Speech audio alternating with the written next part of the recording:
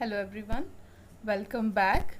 So today हमारा जो आज टॉपिक है, हमने चैप्टर 8 मोशन के क्वेश्चन नंबर 1 to 5 पिछली वीडियो में हमने कवर किए थे और आज हम करेंगे question number 6 to 10 discuss. So let's start, let's move to our question number 6। So देखिए, what is our question number 6? It says, figure shows the distance time graph of three objects A, B and C. So हमारे पास यहाँ पर एक figure दी है जिसमें तीन graph show कर रहा है, ये A, B and C. Study the graph and answer the following questions. So इसमें बोला है कि इस ग्राफ को आप स्टडी कीजिए और फॉलोइंग जो हमारे पास ये 4 क्वेश्चंस दिए हैं इनको आंसर कीजिए। So what is our first question? Which of the three is travelling the fastest? A, B और सी में से सबसे फास्टेस्ट कौन चल रहा है? ठीक है, मतलब हमें चाहिए क्या? स्पीड। ओके, फास्टेस्ट कौन चल रहा है उसके लिए हम कैसे पता लगा सकते हैं? स्पीड से। तो देखिए, स्पीड हम कैसे फाइंड आउट कर सकते थे? डिस्टेंस और टाइम ग्राफ से हम क्या फाइंड आउट करते थे? स्पीड। बट कैसे? By the slope, slope of distance time graph. Okay, तो अब देखिए यहाँ पर हम कैसे स्लोप फाइंड आउट करेंगे?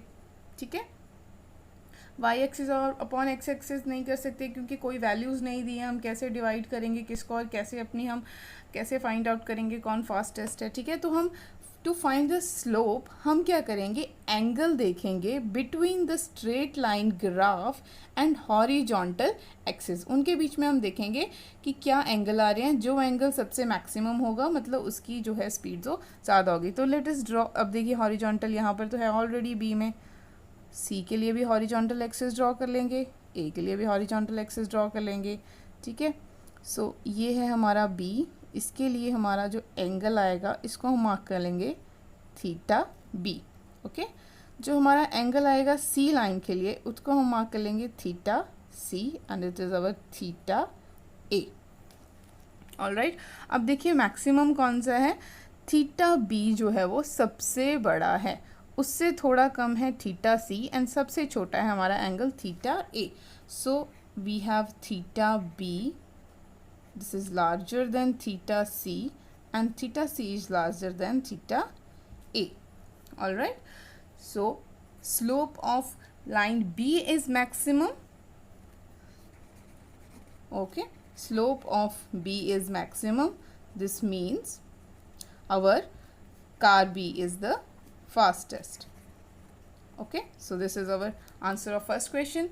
Now let's move to the second part. It says, और all three ever eight the same point on the road. क्या जो ये ए, बी और सी हैं ये कभी एक पॉइंट पे होंगे, एक ही रोड पे दिस मीन्स व्हाट? कि मतलब तीनों एक ही पॉइंट पे होंगे। तीनों एक पॉइंट पे कब होंगे? जब तीनों एक दूसरे को एक ही पॉइंट पे इंटरसेक्ट करेंगे।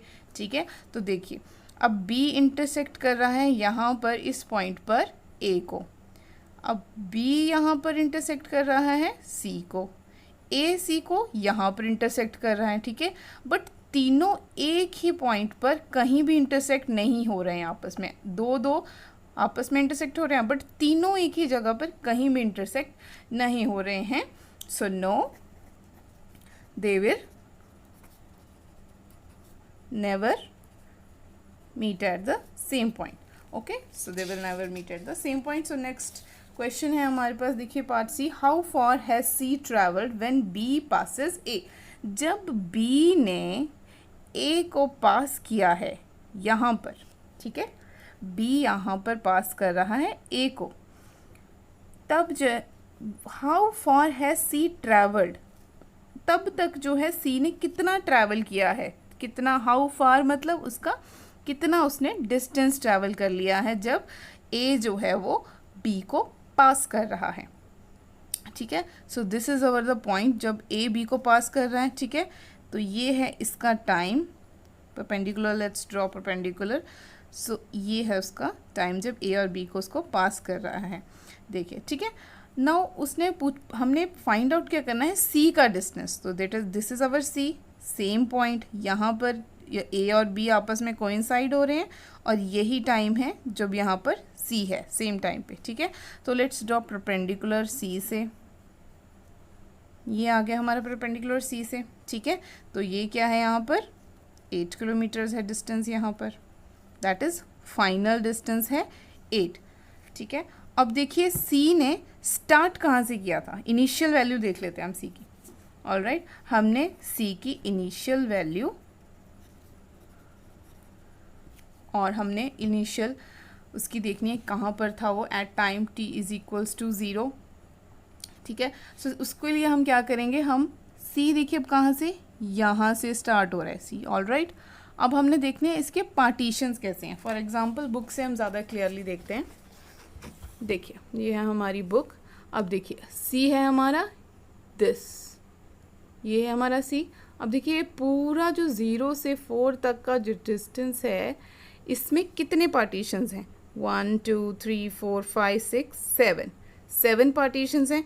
मतलब जो ये एक छोटा सा बॉक्स है this is equals to 4/7, okay, this small box each of it. और हमारा c कहाँ से स्टार्ट हो रहा है, 0 1 2 3 4 से स्टार्ट हो रहा है, ठीक है। तो हमारी c की जो है, जो जितना उसने at time t is equals to 0 initially जो डिस्टेंस कवर किया है वो हो जाएगा 4 1 2 3 4 इंटू 4/7, जितना एक बॉक्स है, that is 16/7 kilometres. Alright, got it. So initially at t is equals to 0 our c was at 16/7 kilometers, okay. And what was the final distance that it has traveled, c has traveled, it is, देखिए हमने यहाँ पर ये perpendicular draw किया था, ये था 8 kilometre final distance का, जब a और b मीट कर रहे हैं और उस टाइम पे फाइनल डिस्टेंस है 8 किलोमीटर, ठीक है। So distance travelled bye c क्या आ जाएगा, हाउ, हमसे पूछे ना how far has c travelled, so distance travelled bye c will be, distance s will be final minus initial, okay, so it will be 40/7 kilometers is the answer of the third question. Now let's move to the fourth question. What does it say, how far has b traveled by the time it passes c। अब देखिए इसमें ये क्या बोल रहा है, जब b ने c को क्रॉस किया है, जब b ने c को क्रॉस किया है, b ने c को अब इस पॉइंट पे क्रॉस किया है, ठीक है, इस पॉइंट पे क्रॉस किया है, तब तक जो है वो b ने कितना ट्रैवल किया है। तो देखिए let's draw perpendiculars to both sides, ये आ गया जब b ने c को क्रॉस किया था, ये था वो पॉइंट, ये आ गया उसका टाइम, और ये है हमने फाइंड करना है उसका डिस्टेंस की b ने कितना डिस्टेंस फाइंड आउट किया है। ऑलराइट, सो देखिए हमारा यहाँ पर हम कर लेते हैं अपना d पार्ट। सो देखिए अब initially time t is equals to 0 पर b कहाँ पर है, ठीक है, हम यहाँ से ग्राफ से ही क्लियरली हमें पता लग जाएगा। अब देखिए initially at t is equals to 0, at t is equals to 0 हमारा b कहाँ है, एट पॉइंट 0 किलोमीटर्स, 0 पे हमारा b ने 0 किलोमीटर्स ही ट्रैवल किया because it has started from this origin. अब देखिए जब ये क्रॉस कर रहा है c को, यही हमने फाइंड आउट करना है, जब b क्रॉस कर रहा है c को तब b ने कितना डिस्टेंस ट्रैवल किया है, तो हम जो है वो एक परपेंडिकुलर यहाँ पर भी ड्रॉ कर देंगे, ठीक है। अब देखिए इसका कितना था, एक हाँ हमारा 4/7 था हमारा एक बॉक्स। अब देखते हैं इसने कितने पार्टीशंस कवर किए हैं, यहाँ तक कितने आ गए थे, 7 8 एंड 9, 2 मोर, 4 से ज़्यादा 2 और पार्टीशंस हैं इसने कवर किए हैं। देखिए यहाँ पर 7 था, 8 and 9, so we will multiply it with 9, तो 36/7 किलोमीटर्स आ जाएगा हमारा फाइनल डिस्टेंस। तो इनिशियल डिस्टेंस क्या था, initially it was at t is equals to 0, it was at 0 kilometres. Alright, and final distance जो उसने कवर किया है जब वो मीट कर रहा है c को, फाइनल डिस्टेंस इज 36/7। ये क्लियर है ना आपको, 36/7 कैसे आया। ऑलराइट, नाउ हमारा कितना आ जाएगा, distance traveled by distance traveled by B will be 36 by 7 minus 0. It will be 36 by 7 kilometers. This is the answer of our fourth part. Alright. So this was our question number 6. Let's move to our next question, that is our question number 7. So let us see what does it say. तो देखिए question number 7 में हमें क्या बोला जा रहा है. A ball is gently dropped from the height of 20 meters. तो हमें बोला है कि gently drop. So let us first draw. This is our suppose ground. Okay. और बोला है कि a ball is thrown. A ball is dropped gently. Gently means like this. Rest पे था वो, आराम से बस बॉल को छोड़ दिया, मतलब उसकी इनिशियल वैल्यू थी वो 0 थी. ऑलराइट. हाइट है इसकी 20 मीटर्स, जहाँ से हमने बॉल को ड्रॉप किया है to the ground. If its velocity increases uniformly at the rate of 10 metre per second. Now velocity increases मतलब velocity is changing, that means there is acceleration, and it is changing uniformly, that means acceleration is constant. So our acceleration is 10 meter per second square, and that is constant. All right. So with what velocity will it strike the ground? So we have to find the velocity over here at the ground, and at what time it will strike the ground. Again हमें t भी find करना है. Velocity भी जब वो ground तक पहुंचेगी वो भी फाइंड करनी है, और कितने टाइम पर वो ग्राउंड पर पहुंचेगा ये भी फाइंड आउट करना है. ठीक है. तो हमें क्या दिया हुआ है, हमारा इनिशियल वेलोसिटी 0 दिया है. Velocity is increasing, that means there is acceleration, and it is 10 metre per second square. Acceleration is constant, और हमने डिस्कस किया था जब भी हमारी एक्सेलरेशन कांस्टेंट होगी then we can use 3 equations of motion. All right. और हमें क्या फाइंड करना है इनको यूज़ करके, वेलोसिटी फाइंड आउट करनी है, टाइम फाइंड आउट करना है. सो हमारी 3 इक्वेशंस ऑफ मोशन है. v is equals to u plus at. Next is s is equals to ut plus half at square, and the third one is v square minus u square is equals to 2as. These are our 3 equations of motion. ये हम सिर्फ तभी use करते हैं जब हमारे पास acceleration constant दी होती है. ठीक है. एंड अवर डिस्टेंस भी हमें दिया है, कितना है डिस्टेंस कवर किया बॉल ने, S is 20 metres. Okay. And our acceleration is also given. अब देखिए हमने जो अपनी एक्सेलरेशन है, ठीक है, हमने ये बॉल डाउनवर्ड्स गिर रही है और इसकी हमने पॉजिटिव ले लेनी है अपनी एक्सेलरेशन की वैल्यू. हमने स्टार्टिंग में ही अपना साइन कन्वेंशन चूज़ कर लेना है और पूरे में हमने फिर साइन कन्वेंशंस के साथ ही चलना है. अब अगर हमने फर्स्ट स्टार्टिंग में इसको पॉजिटिव ले लिया है डाउनवर्ड्स को, अगर ये अपवर्ड जाएगी कभी दोबारा क्वेश्चन में तो इसको हम अपवर्ड्स को फिर माइनस में लेंगे. Alright. So our distance is positive 20 metre, नीचे की तरफ है. Our acceleration is positive 10 metre this, and our u is 0. ठीक है. तो अब हम इनको 3 को यूज़ करके फाइंड आउट करेंगे हमारा वेलोसिटी एंड टाइम. ठीक है. So let us use our second equation because it has s as well as t. Okay. और यहाँ से हम अपने t की वैल्यू निकाल सकते हैं. So our second equation is s is equals to ut plus half at square. Okay. This is our second equation. So s हमारे पास क्या है 20. What is our u 0. We don't have any t. Half a की value क्या है हमारे पास 10 metre per second square and t square. Okay. So 20 is equals to half into 10 into t square. तो हमारे पास आ जाएगा 20 is equals to 5t square. So t square will be is equals to 4. Alright. ये 5 जब नीचे आएगा 4 5 हमारा 20 हो जाएगा, हमारे पास 4 आ जाएगा यहाँ पर. ठीक है. एंड यहाँ से हमारे पास t इज इक्वल्स टू 2 आ जाएगा। T square is equals to 4, so t will be equals to 2। अब हम अपना t is equals to 2 put करेंगे अपना इक्वेशन नंबर 1 में। Put in equation number 1, so it will be, it is v is equals to u plus A T. v हमें find out करना है, u 0 है, acceleration is 10 and t is our 2, so v will be plus 20 metre per second. This is our velocity. So we have time and velocity जो हमसे पूछा गया। अगर देखिए हम अब थर्ड में भी पुट करके देखते हैं कि क्या हमारा आंसर आएगा।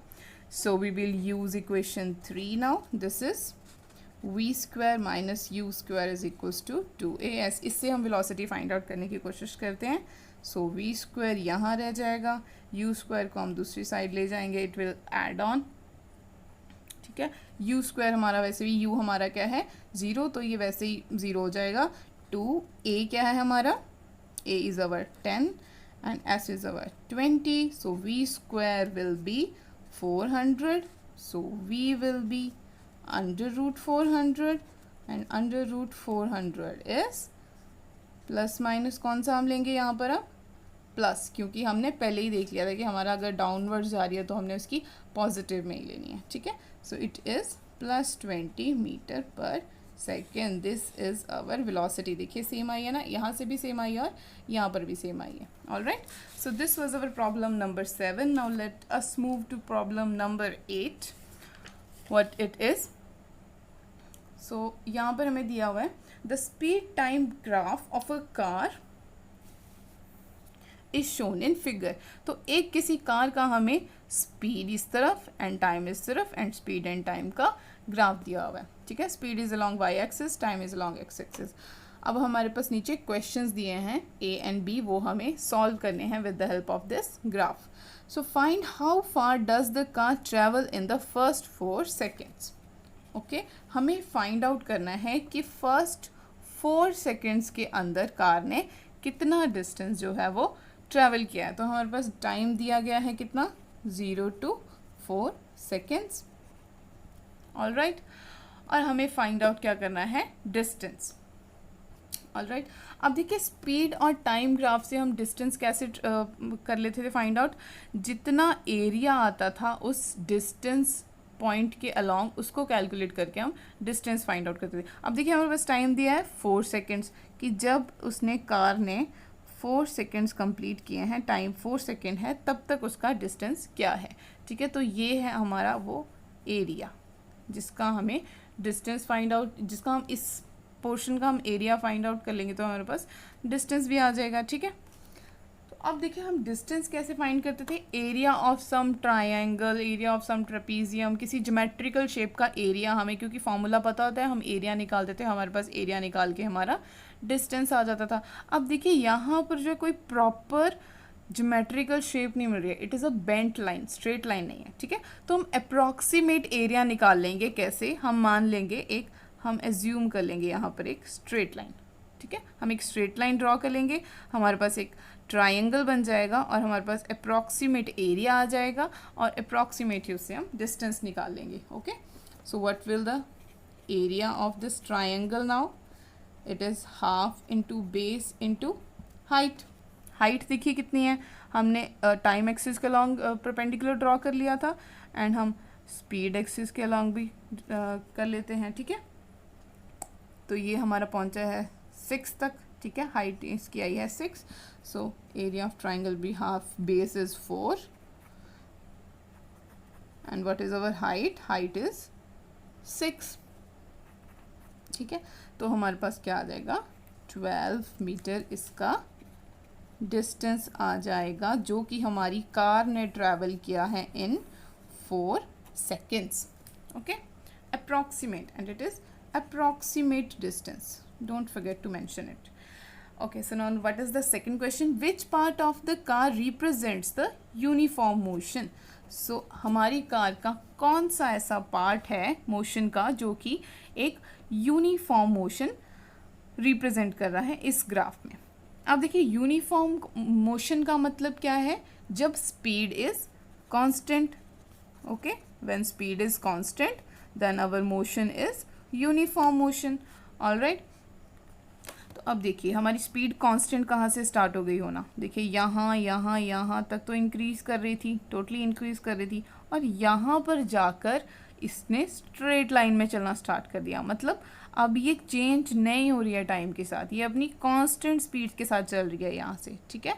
तो एट यहाँ तक तो ये चेंज हो रही थी। ऑलराइट, यहाँ से इसने यहाँ पर परपेंडिकुलर ड्रॉ कर देते हैं, इसके बाद इसने आफ्टर दिस पॉइंट इसने स्ट्रेट चलना स्टार्ट किया है, ठीक है। तो ये कितना है time, 6। Alright, so at t is equals to 6 body shows uniform motion. Alright, so this was our problem number 8. Now let us move to problem number 9. What it is, so यहाँ पर हमें दिया है state which of the following situations are possible and give an example. तो हमें 2 situations दी हैं, उसमें से पूछा गया है कौन सी सिचुएशन जो है वो पॉसिबल हो सकती है, उसे एक एग्जाम्पल के साथ बताइए। तो what is our first situation, an object with a constant acceleration but with zero velocity. ठीक है, तो हमें पूछा गया है एक कोई ऐसा ऑब्जेक्ट जिसकी जो एक्सेलरेशन है वो कांस्टेंट हो बट वेलोसिटी ज़ीरो है। अब ये हो सकता है कि नहीं हो सकता है, क्योंकि हमने बोला है कि वेलोसिटी तो कुछ होनी चाहिए, चेंज होनी चाहिए, तभी एक्सेलरेशन होगी। ठीक है, तो इसमें पूछा कि क्या ऐसा हो सकता है कि किसी ऑब्जेक्ट की वेलोसिटी ज़ीरो है और कांस्टेंट एक्सेलरेशन है। Yes, it is possible. ठीक है, इट इज़ पॉसिबल। और इसका example how it is possible, अब इसका हम प्रूफ कैसे देंगे। देखिए, हमने एक ग्राउंड पे अपनी एक बॉल ले ली, ठीक है, दिस इज़ आवर बॉल। अब इस बॉल को हमने अपवर्ड डायरेक्शन में थ्रो करना है, ऊपर की तरफ थ्रो करना है। ऑलराइट, सो मानो इस पाथ में हमने इसको थ्रो किया है, it is going at this path. तो देखिए ये हम जब भी इसको थ्रो करेंगे ऊपर की तरफ, ठीक है, तो ड्यू टू बिकॉज ये ग्राउंड पर है, ठीक है, ग्राउंड पर होने की वजह से इसके ऊपर एक ग्रेविटेशनल फोर्स लगेगी, फोर्स ऑफ ग्रेविटी लगेगी, and this is equals to our acceleration. ठीक है, our acceleration here is due to gravity. इस ग्रेविटी की वजह से, इस कांस्टेंट ग्रेविटी की वजह से यहाँ पर एक कांस्टेंट एक्सेलरेशन लगेगी इस बॉल के ऊपर। ग्रेविटेशन इज ऑलवेज डाउनवर्ड्स, ठीक है, ग्रेविटेशन अर्थ की तरफ होती है। ठीक है, सो इसकी वजह से हमारे पास एक्सेलरेशन एक कांस्टेंट लगेगी जो कि हमें हर टाइम पे डाउनवर्ड डायरेक्शन में होगी, इस बॉल के ऊपर वो अपना पार्ट देगी। ठीक है, तो जब एक वो हाईएस्ट पॉइंट पे पहुंच जाएगी, हाईएस्ट पॉइंट मतलब जिससे और ऊपर उस बॉल से नहीं जाया जाएगा, क्योंकि वो जब ऊपर जाएगी जाएगी जाएगी धीरे धीरे स्लो होती जाएगी बिकॉज ऑफ दिस एक्सेलरेशन। ठीक है, एक्सेलरेशन ड्यू टू ग्रेविटी, वो धीरे धीरे धीरे धीरे स्लो होती जाएगी और एंड पे आके जो है उसकी वेलोसिटी इस पॉइंट पे आके ज़ीरो हो जाएगी और वो फिर से वापस आके नीचे की तरफ फिर से वापस आएगी, और तब भी जो है वो एक्सेलरेशन कांस्टेंट होगी। इस पॉइंट पे भी एक्सेलरेशन कांस्टेंट होगी at v is equals to 0, इस पॉइंट पे भी कांस्टेंट होगी, ऊपर जा रही है तब भी कांस्टेंट होगी। ठीक है, because it is due to gravity. So this is our case when ball is thrown upwards. In that case, it is possible that our velocity is 0 and acceleration is constant. So now what is our second question? Second question is an object moving in a certain direction with acceleration in perpendicular direction. तो अब हमें एक ऐसा case बताना है, ऐसा example बताना है जिसमें ऑब्जेक्ट जो है वो सर्टन डायरेक्शन में मूव कर रहा है और एक्सेलरेशन जो है वो परपेंडिकुलर है उस डायरेक्शन के। ठीक है, तो हमने इसमें ले लेना है एक circular path. Okay, so it is always also possible. Okay, it is also possible. और ये कैसे possible है ये हम बताते हैं। ठीक है, तो हम एक ले लेंगे एक सर्कुलर ट्रैक जिसमें हमारी एक मानो कार है वो रन कर रही है, ठीक है। This is our, let us consider car, ये हमारी कार रन कर रही है। और हमने क्या स्टडी किया था, this is centre of the circular track. हमने क्या स्टडी किया था कि जो सर्कुलर ट्रैक में अगर कोई भी ऑब्जेक्ट मूव करता है उसकी डायरेक्शन हर पॉइंट पे चेंज होती है, ठीक है।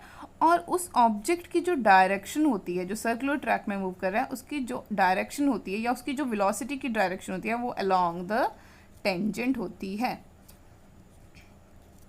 ठीक है। That direction is always tangent.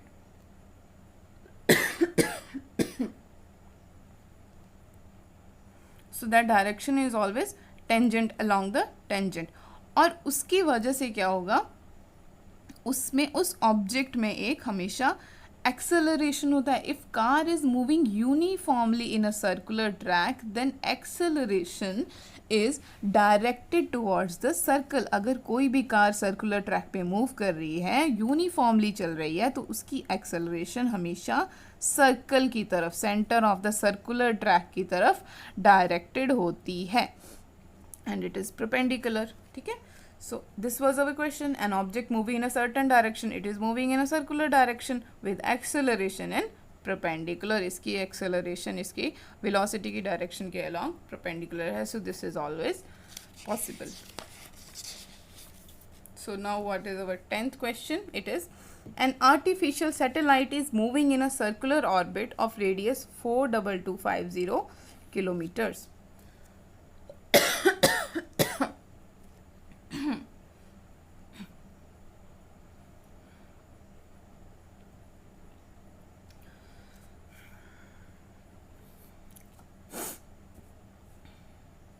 So what is our 10th question? It is, so our 10th question is, an artificial satellite is moving in a circular orbit of radius 442,250 kilometers. Calculate its speed, calculate करनी है, calculate its speeds if it takes 24 hours to revolve around earth. तो कितना time ले रहा है ये? Time taken to complete one revolution, it will take 24 hours, okay. और radius कितना है? Alright, so let us consider this is our earth, ठीक है।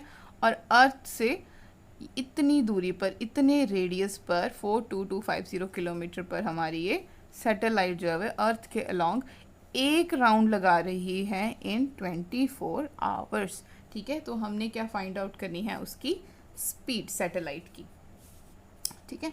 सो time period of one revolution is 24 hours. इसको हम कन्वर्ट कर लेते हैं सेकंड्स में, बिकॉज एसआई यूनिट्स में ही अगर हम चीज़ों को लें तो ज़्यादा अच्छा होता है। तो एसआई यूनिट्स में हम इसको कर लेंगे 3600 सेकेंड से इसको मल्टीप्लाई कर लेंगे। Alright, so now what is average speed? Average speed का फॉर्मूला होता है हमारे पास total distance upon total time. All right, अब हमारा टोटल डिस्टेंस क्या होगा? Total distance in circular path. Circular path में हमारा टोटल डिस्टेंस क्या होता है, किसके अलोंग क्या होता है हमारा? इक्वल टू सर्कमफेरेंस लेते हैं हम अपने डिस्टेंस को जब वो सर्कुलर पाथ में होता है, and circumference is 2 pi R, ठीक है। We have 2 pi and R is our 42250 into, इसको भी हमने मीटर्स में कन्वर्ट कर लिया बाय मल्टीप्लाइंग इट विथ 1000। ये था हमारे पास किलोमीटर्स में था, ठीक है। And it is in one revolution, it is in one revolution, इतना डिस्टेंस है, ठीक है। तो what will be the speed? Speed is total distance upon total time. So total distance is 2 pi into 50 into 10⁻³ upon total time will be 24 into 3600, this is in seconds. तो it will be, जब इसको हम calculate करेंगे, it will be this metre per second. अब देखिए जो आपकी answer में लास्ट में, बुक के लास्ट में आंसर दिए होते हैं उनमें वो किलोमीटर्स में ही दिया है, ठीक है। तो अगर आपको if you want it in kilometres तो आप इसको डिवाइड कर देंगे बाय 1000, तो हमारे पास जो है वो आ जाएगी हमारी speed will be equal to 3.07 kilometer per second when we will divide it with 1000. So this is our speed when it takes 24 hours to revolve the one revolution of अर्थ. तब हमारी जो स्पीड होगी वो इतनी होगी ऑफ द दिस सैटेलाइट, जो कि कितने रेडियस पे है अर्थ से, 42,250 किलोमीटर्स पे. सो this was our question number 6 to question number 10 of our exercise of chapter motion. So we will see you in the next video. Thank you.